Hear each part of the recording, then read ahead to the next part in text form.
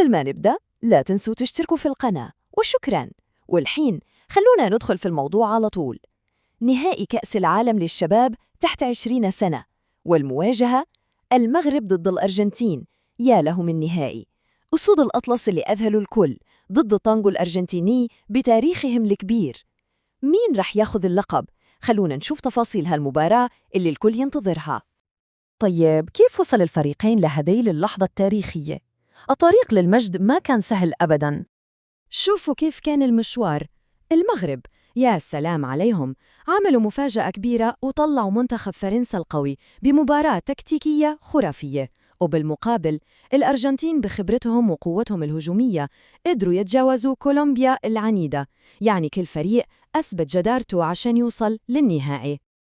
أوكي، متى وين رح تكون هالمباراة الحاسمة؟ خلونا نشوف كل التفاصيل المهمة عشان ما نفوت ولا دقيقة. سجلوا عندكم هالتاريخ، يوم الاثنين 20 أكتوبر 2025. هذا هو اليوم اللي رح نعرف فيه مين بطل العالم الجديد للشباب.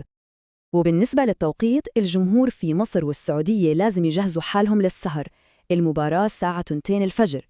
أما في المغرب وتونس والجزائر فتوقيت راح يكون صباحي، ولسه ننتظر الإعلان عن الساعة بالضبط. والمكان، ما في أحلى من ملعب سانتياغو الأسطوري عشان يستضيف هذا النهائي. يعني ملعب عظيم لمباراة عظيمة تليق بالحدث. طيب، السؤال الأهم، كيف رح نتابع المباراة؟ وين رح تنعرض؟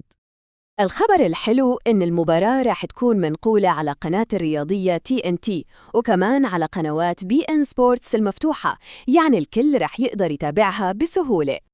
والحين يجي السؤال اللي الكل يسأله: مين رح يرفع الكأس؟ هل أسود الأطلس رح يكملوا حلمهم ويكتبوا التاريخ للكرة العربية والإفريقية، ولا خبرة التانجو الأرجنتيني هي اللي رح تحسمها وتفوز باللقب السادس في تاريخها؟